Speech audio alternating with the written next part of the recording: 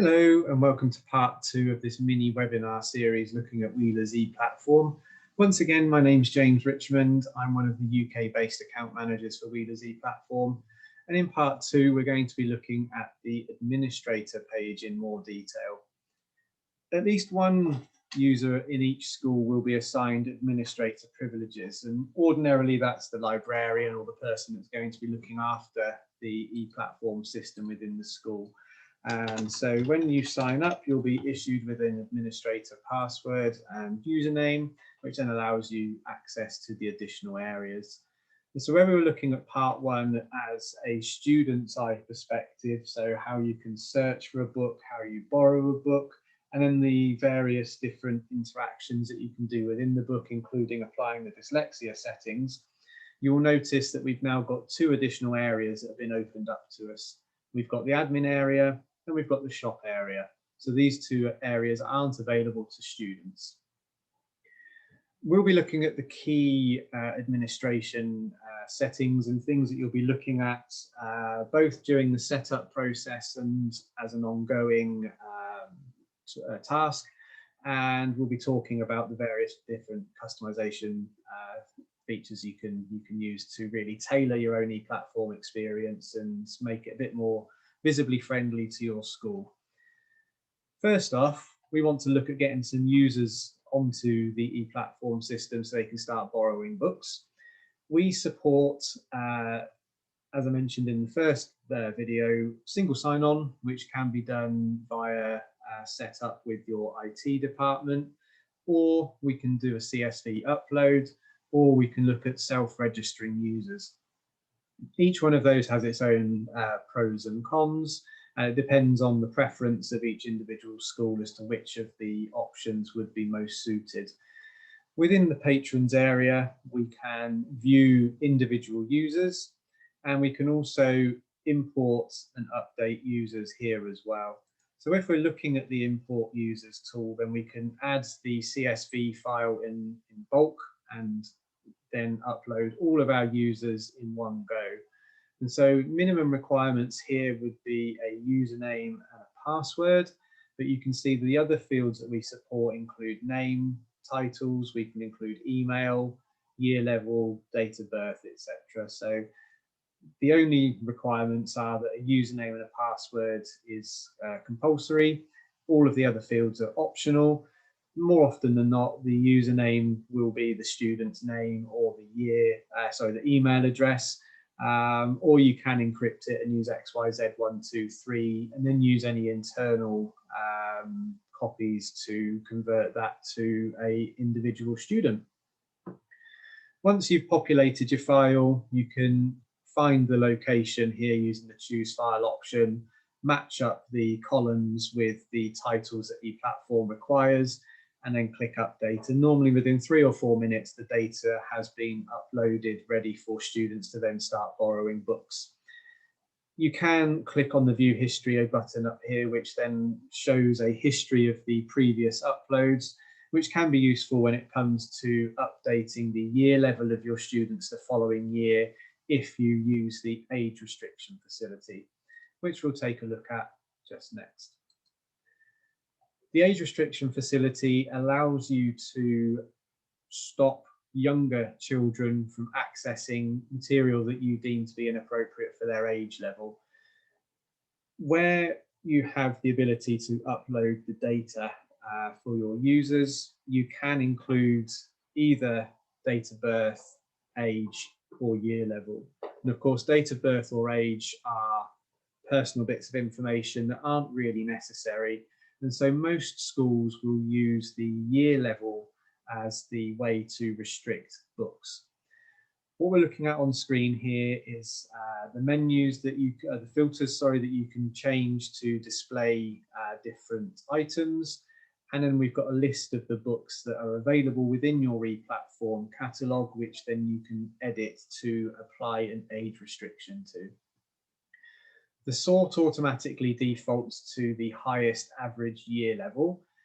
You can change that to show the most frequently restricted books or the most recently added titles. Because we add new books each month, we do notify you in advance of the new editions, which then allows you to go onto your ePlatform admin area, check the books before they're added to the catalogue for borrowing, and apply any age restrictions that you feel need to be applied. In this case, we're going to leave it as the highest average year level restricted and work our way through the screen. On the left-hand side here, we can see the date the book was added to the catalogue. Here we can see the title itself, and here we have the ability to make the book not available to patrons or available to patrons. So you can disable titles if you want to.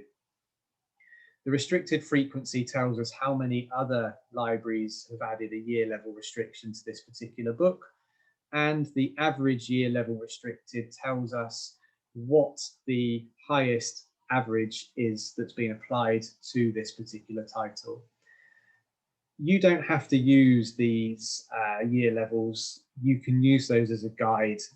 Naturally, the larger the number of libraries that have applied an age restriction to this book, the more accurate this number could be.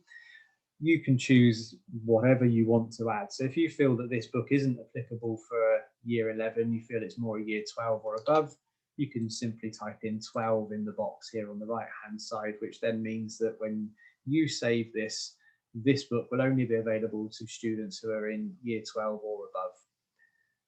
As there's quite a large number of books, it may take some time to do the entire catalogue individually. You may want to do it that way, but what we have designed is a quick and easy way for you to apply the average that's been applied by other school libraries simply by clicking the double arrows here. And what it does is it moves across this average year level that's been applied by the other schools that have age restricted this book into this right-hand column, where you can now click save, and that means that all of the books on this page have had that year level restriction applied. You can then work backwards and choose to be more lenient or stricter depending on your policy in the school. You do need to do it page by page, so it's worth using the filters at the top here to display unrestricted books so that the page that you've just done the age restrictions to disappears, and then you can just focus on the ones that need attention.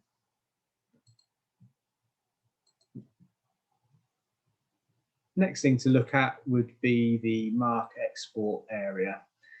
For schools that have the Access It or Oliver Softlink systems, we have full API integration with those library management systems, which means that we can provide you with a username and password that will join the ePlatform to your library management system automatically, and it will display the digital books alongside any print books that are available in your print library. And so it just becomes a one-stop shop for users to be able to log into the library management system, choose whether they would prefer to have a print book or a digital version, and borrow the book from one area. With the other library management systems, you will be able to run the MARC export report, which allows the MARC export file to be created and then uploaded into your library management system. So slightly more manual process, but again, it works with the same way that all of the books are then available within your library management system.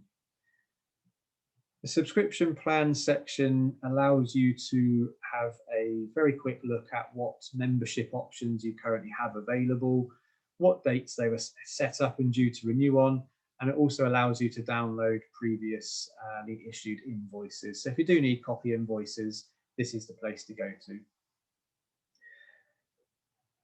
Analytics and reports gives you information about the activity that's happening on your ePlatform portal. The overview report produces some graphical images and allows you to see really quickly the history per month of your total loans. And so we're looking here at ebook and audiobook loans indicated by the blue and yellow columns on the bar chart. So ebook loans and audiobook loans. What we see in the first few months is that these columns will naturally increase, and then we get a nice steady flow of users per month. And so it's a nice visual representation of how things are progressing with your ePlatform portal. Similarly, you can see reserves per month in the column chart below. Titles and patrons allows you to quickly see the most popular books and the most frequent borrowers. Most popular books automatically defaults by the highest number of loans. In this case, we're looking at Pride and Prejudice, Romeo and Juliet, etc. as the top versions here. You can change that to looking at the highest reserves.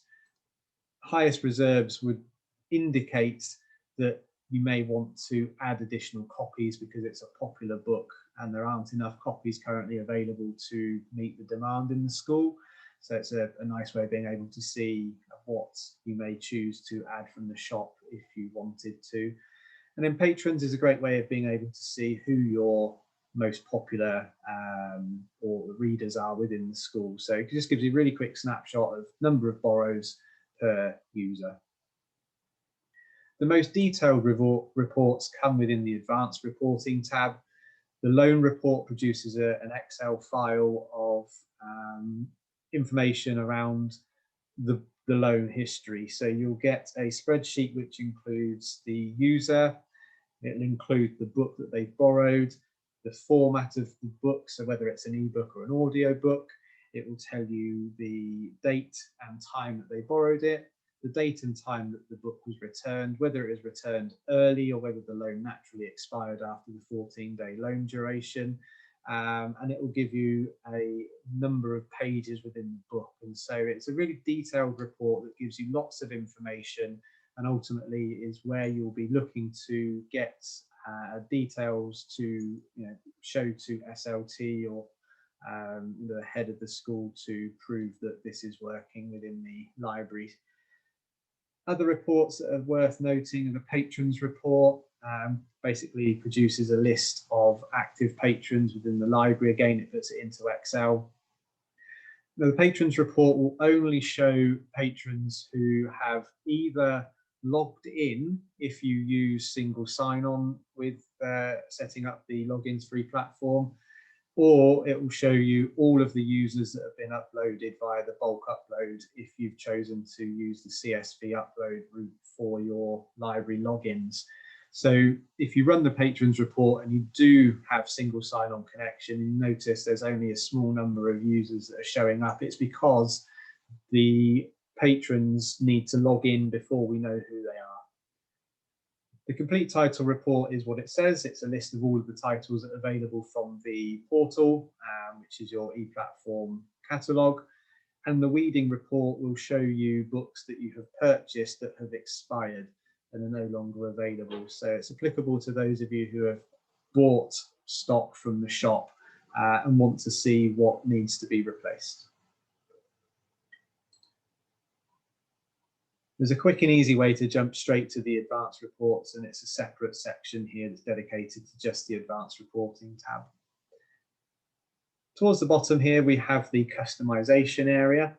And if you remember from the first part of this webinar series, I spoke about the banner and the themes and how you're able to customize those. So as part of the setup, we will include the school logo as part of the banner, but you can change the file. So you can create your own banner and you can include, as we have, perhaps an image as well as the school logo, or some text as well as the images here. So it's quite nice to put your own individual stamp on things. You can take it one step further and you can change the color schemes as well. So we have some defaults that are set up here, or you can use the custom option here to choose a custom color scheme if none of these fit with your school colors. So again, it's just a really nice way of being able to customize your school's experience and the experience that your students are having when they use ePlatform. Again, linking back to part one of the webinar series, I spoke about the library homepage and how you can change the compilations and displays that are there. So you'll remember we looked at popular titles, latest editions, and new and recent releases. They are our custom displays that are set up on setup of your ePlatform, but we can create our own compilations and we can change the displays from here. And so if we are looking at creating a themed event, I'll choose Harry Potter here as an example. We can choose whether we're looking at ebooks or audiobook versions. I'm going to choose ebooks, and we're going to search for Harry Potter titles. Once the search has been completed, you can then choose what books you want to display as part of your compilation. You can choose all of the books by ticking the arrow here, which then highlights all of the books on the screen, and you can remove books that you don't want to display. So we'll create our compilation with the 7 Harry Potter books. You can see it's created the compilation, but it's not automatically added them onto the home page. So we can click Add to Home Page, which would then make them visible on the home page, and we can then drag and drop the order to move the displays around. So you can choose to keep our preset options visible, but you can bump the ones that you have created towards the top. If we click into our compilation, we have the ability to change the order in which the books are displayed. And so we can choose to put the Harry Potter titles into chronological order, and you can then save that. And when you add to the home page, they will be displayed in the order in which you have created them. Other areas that are worth pointing out but don't require any real explanation or deep dive will be the login settings. So if you do have single sign-on, for example, you can create a hint that says use your school Google email address and password, or if you just need to put in something that helps students along, then you can put a guide onto here on how they can sign in. And you've also got the ability to create site notices, which may be used if you want to encourage students to come and talk to you about the books that they want to add, or perhaps that they may need to come to you if they have issues signing on, or if there's problems accessing the books that they want to have, for example. That takes us to the end of part 2 of this webinar series. In the next part of the series, we'll be looking at a more detailed view of the Wheelers online shop and how you can add more books to your ePlatform catalogue.